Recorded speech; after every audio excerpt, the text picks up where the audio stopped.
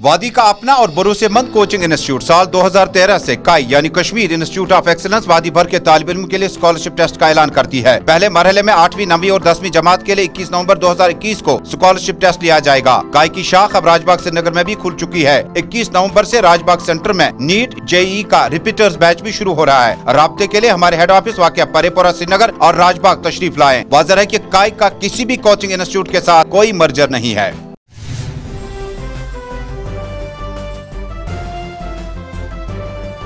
नमस्कार दर्शकों, जेके प्राइम में आपका स्वागत है। मैं हूं विनोद कुमार। सुरक्षा बलों को आज अहम कामयाबी मिली है। जिला कुलगाम में दो अलग अलग इनकाउंटर में अफाक सिकंदर जो टीआरएफ का कमांडर है उसके समेत 5 आतंकवादियों को मार गिराया गया। दो अलग अलग इनकाउंटर थे। पहले आतंकवादियों को आत्मसमर्पण करने का मौका दिया गया। जब आतंकवादियों ने आत्मसमर्पण नहीं किया फिर दोनों तरफ से गोलीबारी हुई जिसमें 5 आतंकवादी, दो अलग अलग इनकाउंटर्स में 5 आतंकवादियों को मार गिराया गया है। बताया जा रहा है कि इन्फॉर्मेशन थी, इन्फॉर्मेशन के आधार पर तलाशी अभियान चलाया गया। तलाशी अभियान चलाने के दौरान उनको कॉर्डन किया गया। जब कॉर्डन किया गया तो एक मौका एज यूजुअल, जैसे सुरक्षा बल करते हैं, एज यूजुअल एक मौका दिया गया। उनको आत्मसमर्पण करने के लिए कहा गया, लेकिन उन्होंने आत्मसमर्पण नहीं किया, जिसके चलते इनकाउंटर हुआ और 5 आतंकवादियों को, अफाक सिकंदर समेत 5 आतंकवादियों को मार गिराया गया।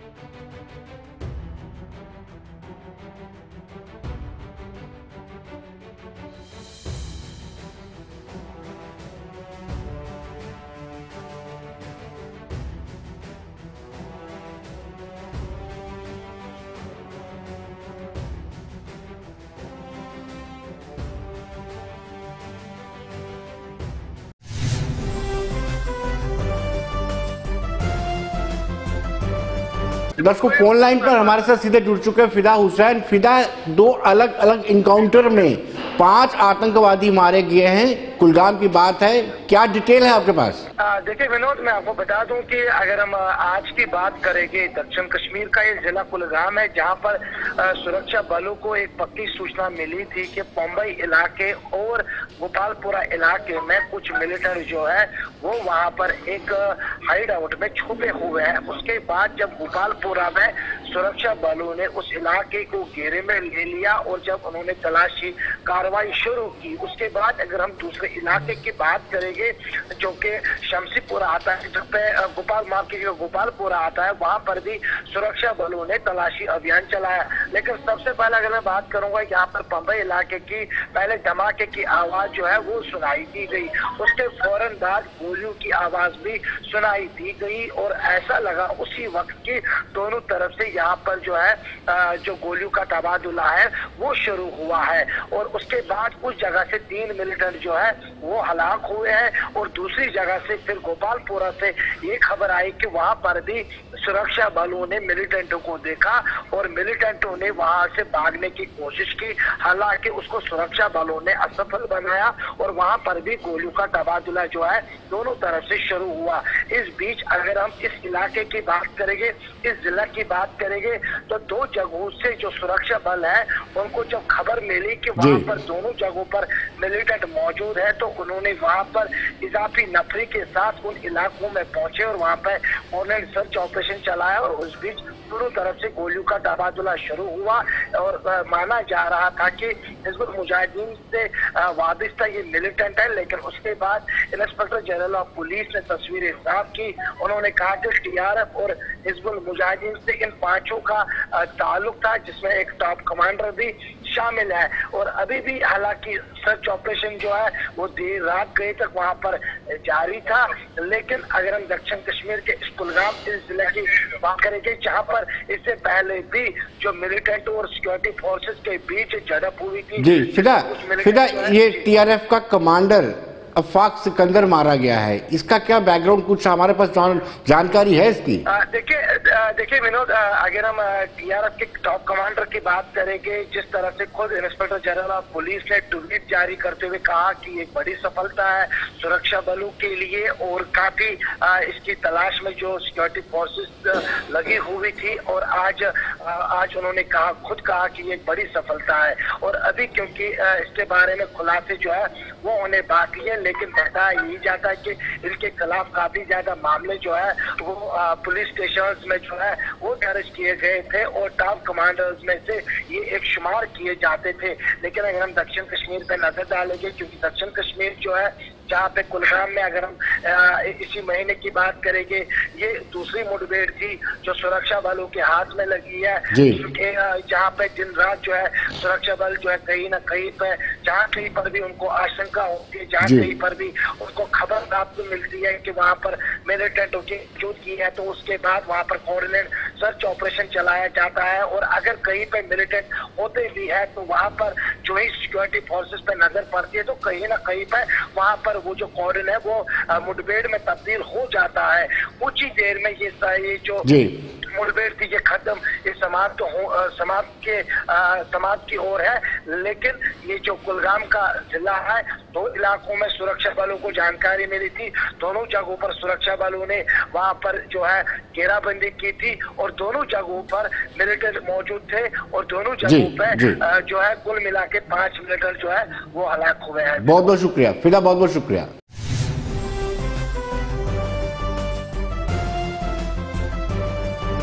दर्शकों, कांग्रेस की गुटबाजी एक मर्तबा फिर सामने आने लगी है। हालांकि कांग्रेस के बड़े नेता इसको डेमोक्रेसी, इंटरनल डेमोक्रेसी की ब्यूटी, खूबसूरती बताते हैं कि हमारी आंतरिक जो लोकतंत्र है वो उसकी खूबसूरती है कि लोग इस्तीफे भी देते हैं, अपने पदों से इस्तीफे भी देते हैं।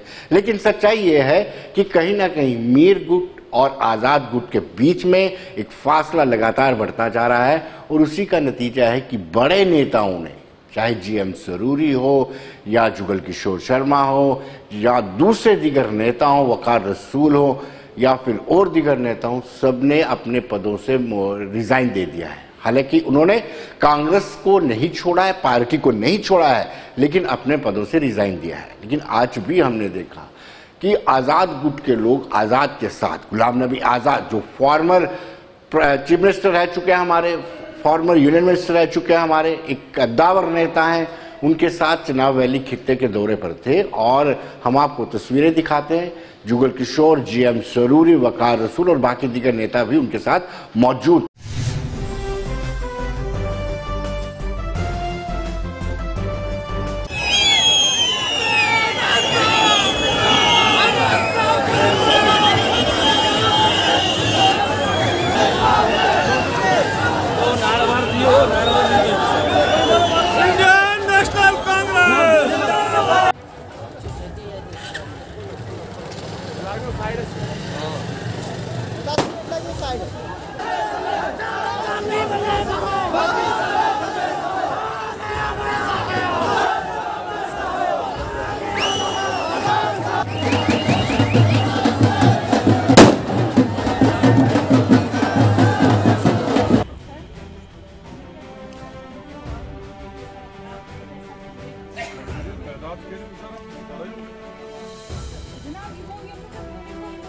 दूसरी पार्टियां जो सरकार में है यहाँ या नेशनल लेवल में बहुत दबाव डालती है दूसरी पार्टियों को, उनके काम नहीं होते। हमारे वक्त में कभी दो चीज़ें नहीं पूछी जाती थी, काम देने के लिए सड़क देना हो, स्कूल देना हो, डिस्पेंसरी देना हो, नौकरी देना हो, प्राइवेट कोई काम करे, सड़क पे काम करे, कंस्ट्रक्शन में काम करे, न उसका मज़हब पूछा जाता था न उसकी पार्टी पूछी जाती थी।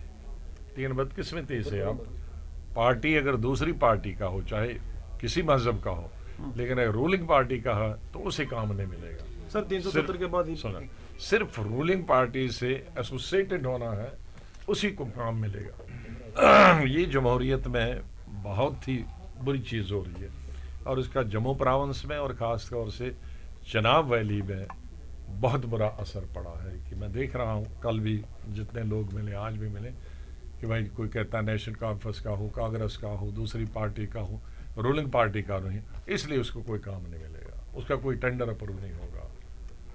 तो ये हैरेसमेंट जो है वो जम्मू कश्मीर में जो नॉन बीजेपी पार्टीज हैं उनके साथ तो बड़े पैमाने पे हो रही है।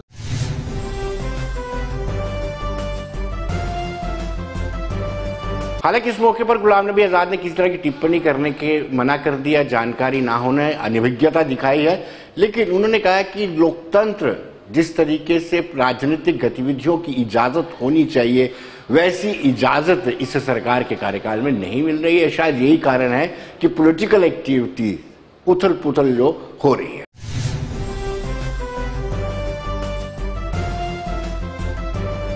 इससे किए जाते हैं, कभी एलजी का रूल होता है, कभी किसी का रूल नहीं होता है। इस वक्त तो मिस रूल हो रहा है, ये चौथी एक कैटेगरी है जब जहाँ कुछ रूल नहीं हो वो मिस रूल होता है। इस वक्त चौथा स्टेज से हम मिस रूल के स्टेज से जा रहे हैं। हमें देखिए मुझे कुछ डेपुटेशन मिले कि एजुकेशन डिपार्टमेंट में जिसको मर्जी आए वो सेक्रेटरी को आएगा मर्जी तो वो ऑर्डर निकालेगा, कमिश्नर को निकालेगा, डायरेक्टर निकालेगा, डिप्टी डायरेक्टर है, उनके बीच में कोई तालमेल नहीं है।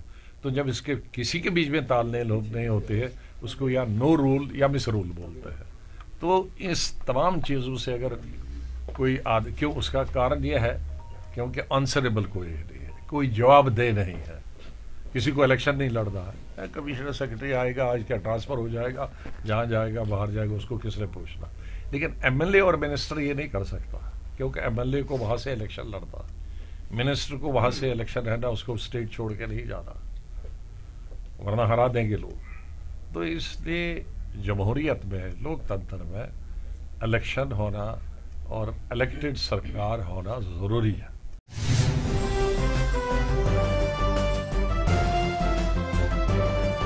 दर्शकों, कांग्रेस के नेता इनायतुल्लाह राथर का भी कहना है कि कहीं ना कहीं उन्होंने अपनी जिम्मेदारियों से मुक्ति पाई है, उन्होंने रिजाइन दिया तो अपने पद से रिजाइन दिया है, वो सदस्य हैं, कांग्रेस के लिए काम करते रहेंगे। आइए देखते क्या कहना है इनायतुल्लाह राथर का।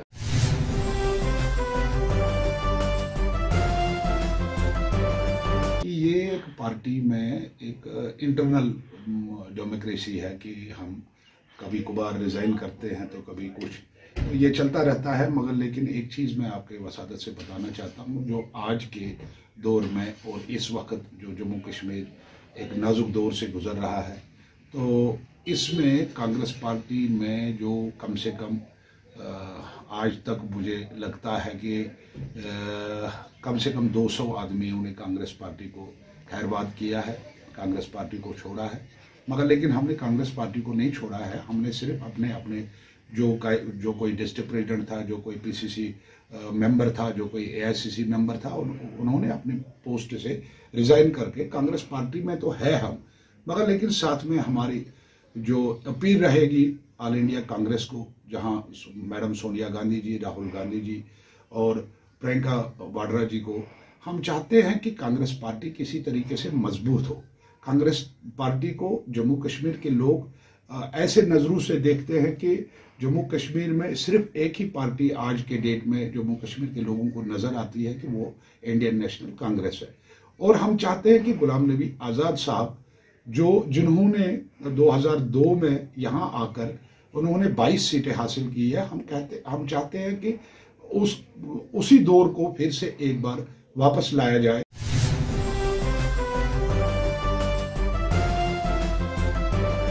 दर्शकों, हमने ठाकुर बलवान सिंह से बातचीत की, उन्होंने संतुलित सी बात कही। उन्होंने कहा कि दोनों को मिलकर के चलना चाहिए, आज़ाद गुलाम नबी आज़ाद की भी सेवाओं का पूरा लाभ लेना चाहिए और जीए मीर को भी एक कद्दावर नेता बताया।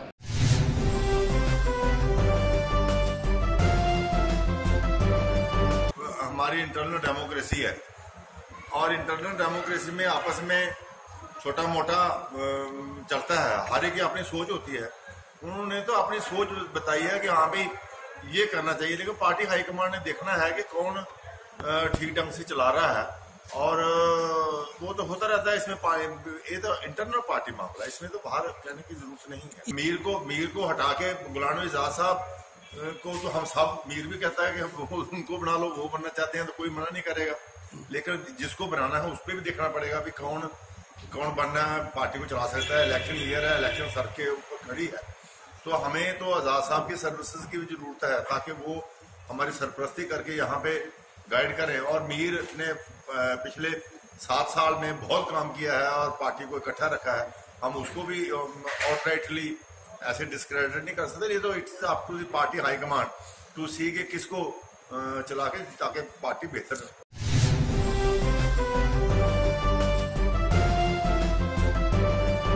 दर्शकों, हैदरपुरा इनकाउंटर को लेकर के आज पीडीपी अध्यक्षा महबूबा मुफ्ती ने पार्टी मुख्यालय के बाहर अपने कार्यकर्ताओं और नेताओं के साथ जोरदार प्रदर्शन किया और सरकार की सुरक्षा बलों की कार्यप्रणाली पर सवाल उठाए। और उनका यह कहना है कि कहीं ना कहीं इसकी जांच होनी चाहिए, निष्पक्ष जांच, और सिविलियन की मौत पर अंकुश लगना चाहिए।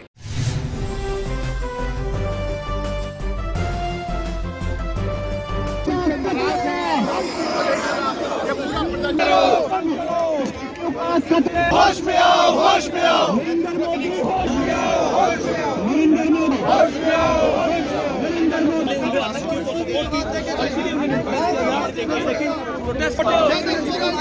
जवाब दो, कश्मीर मोदी, होश में आओ, होश में आओ, कट गया, बंद करो, बंद करो।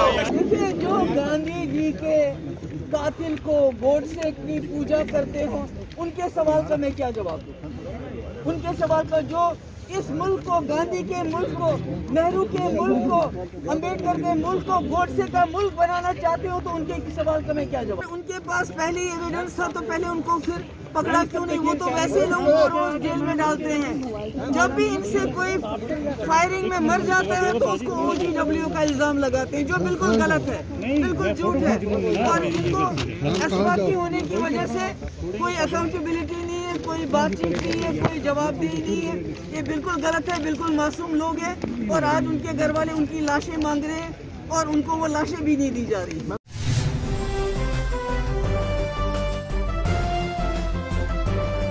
दर्शकों, राष्ट्रीय बजरंग दल ने महबूबा मुफ्ती के खिलाफ प्रदर्शन किया है। उन्होंने हैदरपुरा इनकाउंटर को लेकर के उठाए जा रहे सवालों पर कड़ी निंदा व्यक्त की है और दूसरी ओर डोगरा फ्रंट ने भी जोरदार प्रदर्शन किया है।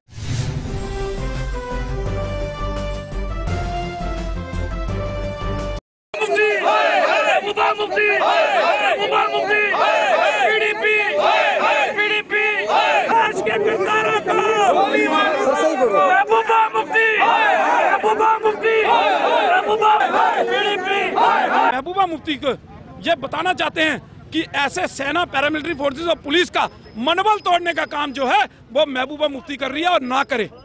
हम लगातार इसका विरोध प्रदर्शन जो महबूबा मुफ्ती का हमेशा करते हैं, हर बयान के ऊपर हमने विरोध प्रदर्शन किया और हमने सरकार से एक मांग की है कि इस महबूबा मुफ्ती को तिहाड़ जेल में डाला जाए। देखिए, जिस प्रकार से ये कश्मीर के अंदर लगातार जो है बयानबाजी करती रही है, लगातार वहां पर जो है माहौल खराब करने की कोशिश जो है ये महबूबा मुफ्ती करती रही है, लगातार ये देश विरोधी बयानबाजी जो है वो वहां पर वो करती रही है। तो उसी के तहत आज ये यहाँ पर भी, जम्मू के अंदर भी आकर वो बोली है। तो हम केंद्र सरकार से, यूटी सरकार से ये मांग करते रहे कि इस महबूबा मुफ्ती को जम्मू के अंदर ना आने दिया जाए और सबसे बड़ी बात कि इसको तिहाड़ जेल में बंद कर दिया जाए, क्योंकि ये हमारी सेना, पैरामिलिट्री फोर्सेस और पुलिस के ऊपर सीधे सीधे एलिगेशन लगा रही है। और ऐसा ना हो कि ये जो हमारे जवान जो शहीद हुए हैं उनकी शहादत का अपमान भी कर रही है। ऐसा ना हो आने वाले दिनों में कि इसके खिलाफ, पीडीपी के खिलाफ जम्मू में भी एक जन विद्रोह जागृत हो जाए। बच्चे जो जाते हैं वह टॉफी लेने जाते हैं, आज उसको टॉफी याद नहीं आ रही है, आज उसको निर्दोष याद आ रहे हैं।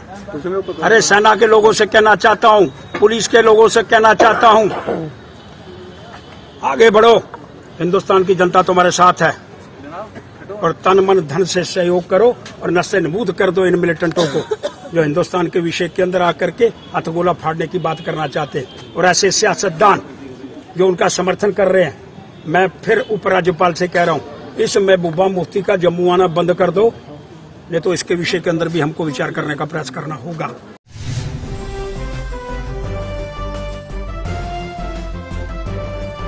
तो दर्शकों, आपने देखा कि एक मरतबा फिर पीपल्स डेमोक्रेटिक पार्टी ने हैदरपुरा एनकाउंटर को लेकर के प्रोटेस्ट किया और कहा कि सिविलियन की किलिंग हो रही है और इसकी निष्पक्ष जांच होनी चाहिए। लेकिन इस वक्त फोन लाइन पर हमारे साथ सीधे जुड़ चुके हैं ठाकुर अभिजीत जसरोटिया, जो भारतीय जनता पार्टी के स्पोक्स पर्सन है।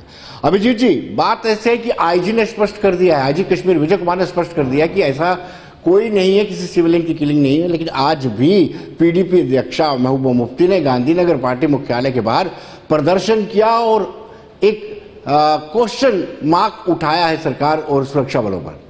देखिए, सबसे बड़ी बात यह आती है कि यही जो हमारी सिक्योरिटी फोर्सेस, पैरामिलिट्री फोर्सेस है, जिनकी वजह से इन जैसे लीडर जो हैं वो आज कश्मीर में आराम से घूम सकते हैं, उन्हीं को जब ये कैटेगरी में लाकर खड़ा करते हैं तो बड़ा ही दुर्भाग्यपूर्ण होता है।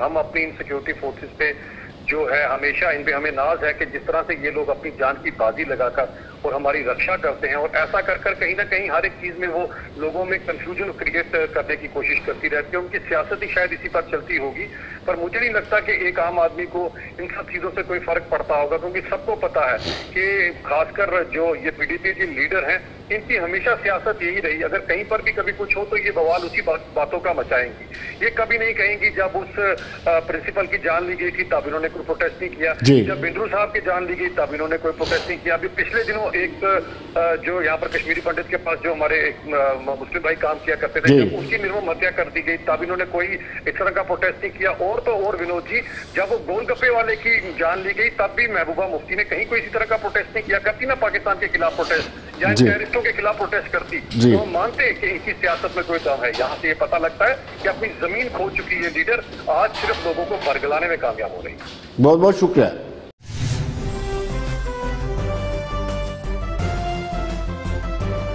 दर्शकों, नई फिल्म पॉलिसी के बाद जम्मू कश्मीर में भी लाइट कैमरा एक्शन की गूंज शुरू होने लगी। और खासतौर पर अगर जम्मू की बात करें, जम्मू के ऐतिहासिक मुबारक मंडी में आज शूटिंग हुई, गैंगवार 84 की शूटिंग हुई, जिसमें शक्ति कपूर यहां पहुंचे हुए थे। उन्होंने आज शूटिंग की और शूटिंग के साथ उन्होंने मीडिया से भी बातचीत की। आइए देखते क्या कहना है।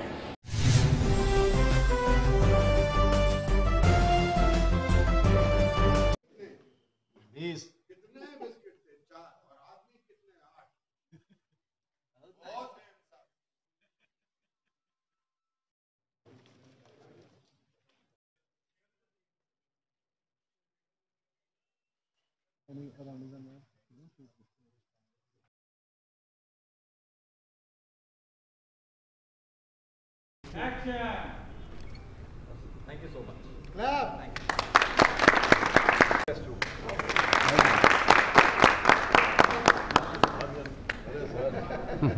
कलाकार तो कलाकार ही होता है।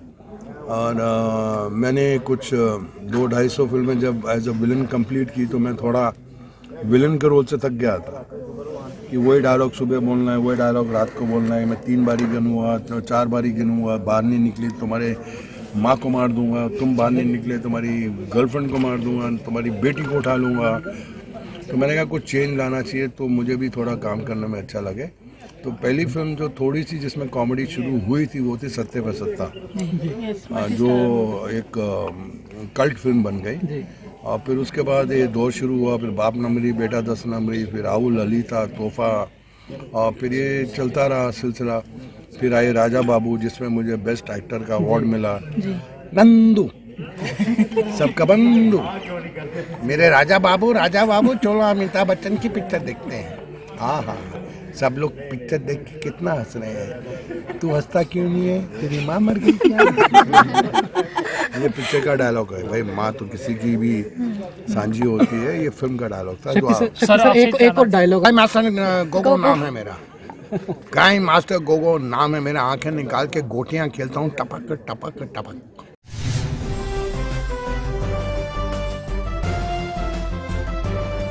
दर्शकों, आज पंडित मंगतराम शर्मा का जन्म दिवस था। इसको लेकर के कार्यक्रम का आयोजन किया गया, जिसमें उनको भावभीनी श्रद्धांजलि दी गई और उनके रोल को लेकर के डिस्क्राइब किया गया कि उनका रोल क्या था पॉलिटिक्स में। और हम सब जानते हैं कि पंडित मंगतराम शर्मा एक कद्दावर नेता थे। एक जिला अध्यक्ष से उठ करके बसोली में पहला चुनाव जीता और उसके बाद वेस्ट में 2 मरतबा चुनाव जीते। एक कद्दावर नेता थे, एक अच्छे विजडम रखने वाले नेता।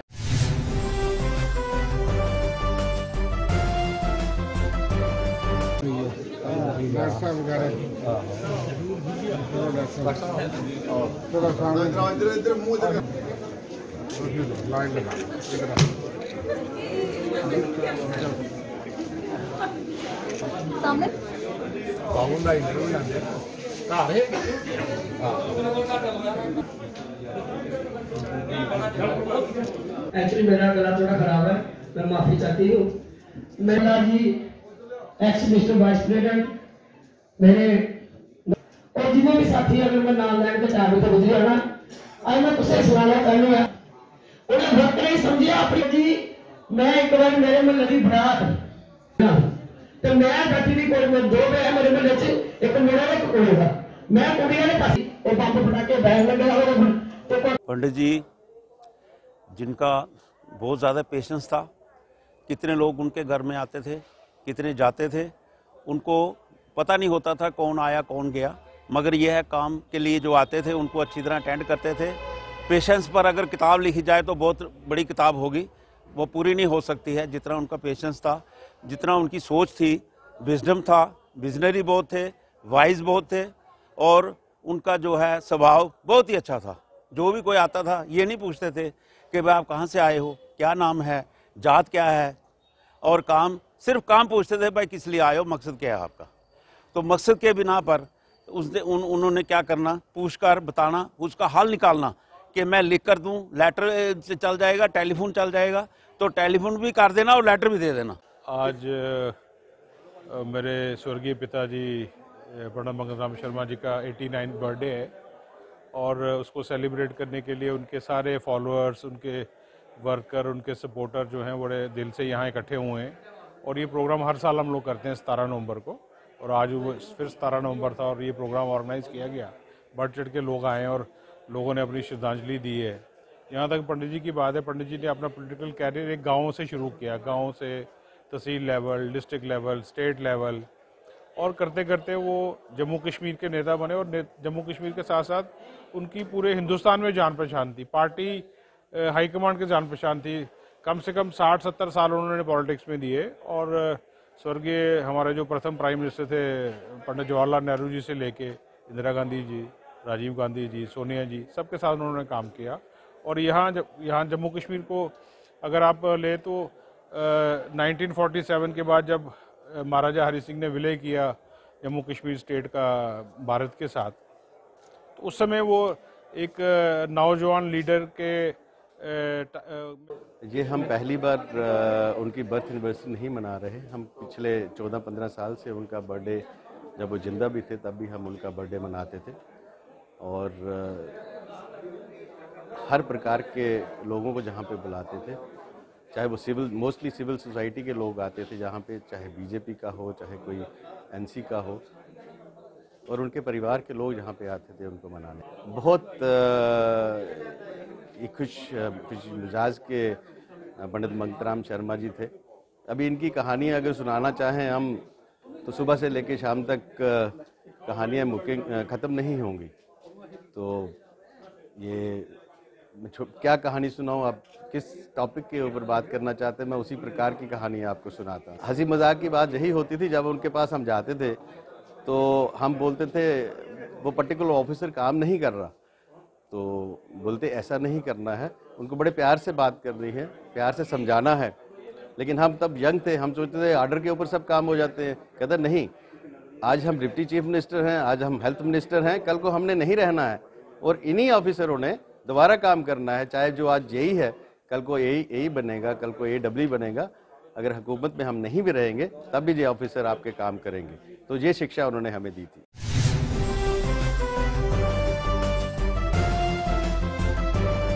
तो दर्शकों, बने रहिए देश दुनिया की खबरों के लिए और मुझे दीजिए इजाजत। नमस्कार।